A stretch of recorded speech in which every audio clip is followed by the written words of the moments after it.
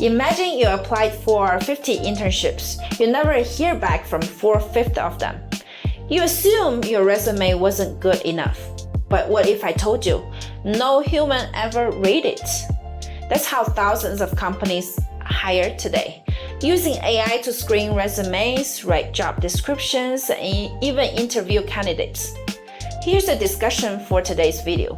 Does AI make hiring less biased, or does it just automate old discrimination faster? And an even more disturbing question is, what if AI biases is contagious, spreading from algorithm to the human making the final decision?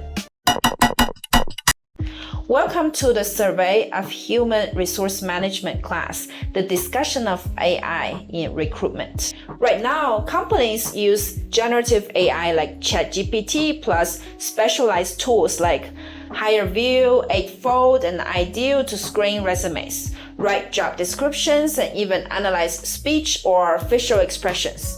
Imagine a recruiter might get 2,000 applications for one job, but AI can review 50 resumes in seconds. But here's the problem. The EEOC, a US agency that enforces anti-discrimination laws, settled its first AI hiring discrimination lawsuit in 2023. iTutor Group used an AI hiring program that automatically rejects female applicants age 55 or older and male applicants age 60 or older. Over 200 applicants were screened out because of their age. The company paid $365,000 to settle the case. That's just the beginning. A major class action lawsuit, Mobley versus Workday Inc., is currently moving through the courts.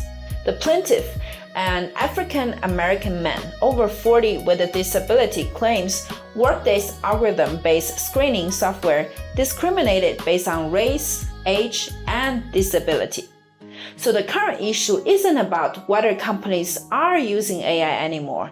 It's about whether a certain group of candidates gets hurt when AI is used in hiring. The legal foundation of these cases is the Title VII of the Civil Rights Act of 1964, which prohibits employment discrimination based on race, color, religion, sex, or national origin. It applies to private employers with 15 or more employees. But discrimination isn't always obvious. Adverse impact occurs when a natural practice such as an AI resume screener consistently excludes a protected group, even by accident. The EEOC uses the 4/5 rule. If one group's selection rate is less than 80% of the highest group's rate, that's an evidence of adverse impact. Let's look at an example. Let's say an AI screens 100 male applicants and 100 female applicants for a tech job. 60 men are forwarded to interviews. Only 20 women are forwarded. The selection rate for male is 60%, while female is 20%. So females' 20% selection rate is only 33% of males' selection rate, which is below 80%. That's a red flag. Under EEOC guidance issued in 2023, if an AI tool causes adverse impact, the employer must show the tool is job-related and consistent with business necessity. Otherwise, they are liable. And here's the kicker. An employer cannot escape liability by blaming an outside vendor. Even if a third party designed the AI algorithm, the employer is still responsible. Now let's look at why these biases happen. According to the American Bar Association's analysis of AI employment biases, two major technical factors cause AI bias. First, training data bias. AI learns from its training data. If that data overrepresents or underrepresents certain groups, the AI will be biased. For example, a facial recognition algorithm trained mostly on white faces will be less accurate for people of color. Next, programming errors. Developers might unintentionally outweigh certain factors due to their own biases. As the ABA notes, indicators like income or vocabulary may be used by the algorithm to unintentionally discriminate against people of a certain race or gender. The most famous example is when Amazon killed its own AI recruitment system in 2018 because it penalized resumes containing the word women's, as in captain of women's chess club. The AI had learned from male-dominated tech resumes. Another example is from MIT Salon. HireVue, their speech recognition algorithms, were used by over 700 companies, including Goldman Sachs and Unilever, to assess English proficiency. Research found those algorithms systematically disadvantaged non-white and deaf applicants. Researchers also found that AI tools have penalized resumes from graduates of historically black colleges and women's colleges because those schools haven't traditionally fed into white-collar pipelines, and they've penalized employment gaps, disadvantaging mothers who paused careers for caregiving. So AI bias is real, but here's where it gets even scarier.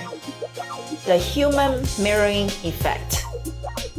A 2025 study from the University of Washington asked a critical question. When AI gives biased recommendations, do the humans use that AI mirror the biases? The researchers had 528 people work with simulated AI systems to screen candidates for 16 different jobs, from computer system analysts to nurse practitioners to housekeepers. The AI gave recommendations with different levels of racial bias. They found that when people picked candidates without AI, they chose white and non-white applicants at equal rates with no bias.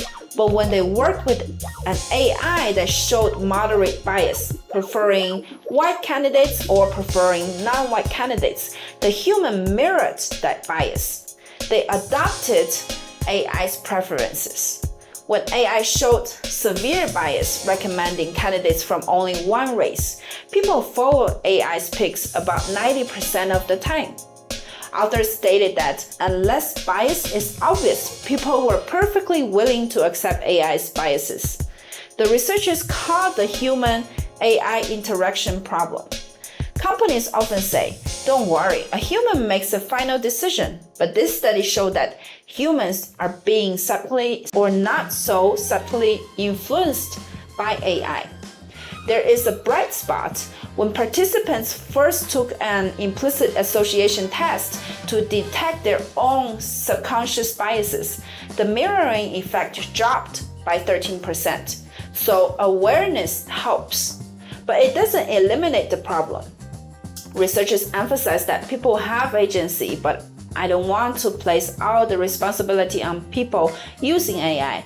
The scientists building these systems know the risks and need to work to reduce systems biases. And we need policy. Now let's add a third layer. From a 3-year study published in a Harvard Business Review, HBR, most people argued about whether AI reduces bias or amplifies it. But HBR researchers found something deeper. When an organization adopts AI for hiring, the AI doesn't just speed up decisions, it actually reshapes what fairness means. The algorithm decides that a certain keyword, a specific work history, or a particular speech pattern is the fair thing to prioritize. That defines then becomes embedded in the system, and it's very hard to change later. The AI locks in one version of fairness, often without anyone explicitly choosing it. Here's a question the HBR article asks. Before you implement AI, whose definition of fair are you encoding? And are you okay with locking that in for years? Nearly 90% of companies now use some form of AI in hiring, but very few have asked that question. So what should HR actually do? The American Bar Association outlines several practical, legally sound strategies. Here are some important ones. First, due diligence before signing vendor contracts. Your legal team must work with IT and HR to review the vendor's tools. Ask for assessment reports and historically select rates. Don't just trust their marketing. 2. Negotiate vendor contracts carefully. Indemnity, warranty, and liability provisions should require the vendor to bear responsibility for bias caused by their tool. 3. Conduct regular bias audits. Under New York City's AEDT law, independent bias audits are required, but even without that law, regular audits are best practice. 4. Provide reasonable accommodations under the ADA. EEOC guidance specifically addresses AI and the ADA. If a candidate has a disability, for example, a speech impediment that an AI video interview might penalize, you must provide an alternative format. 5. Disclose AI use to candidates. Tell applicants if AI is used.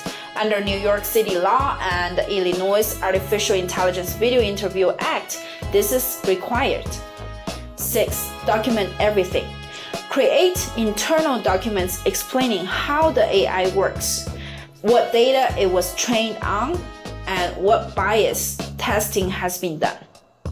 What does this mean for you as a student and future employee? As an undergraduate, you will apply to jobs where no human sees your resume until an AI approves it.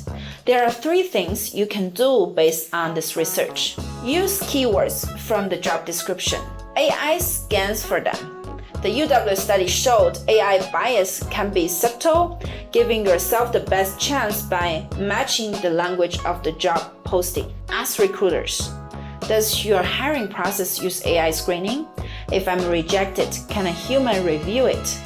Under certain laws like NYC, GDPR, you have the right to know and to appeal.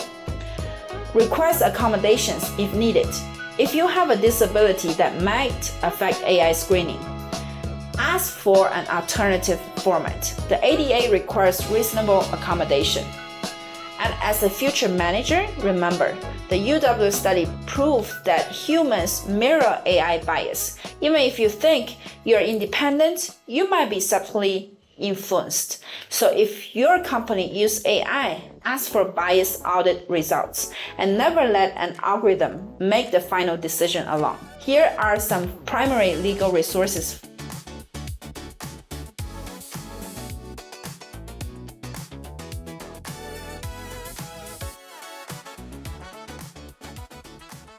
Thanks for watching.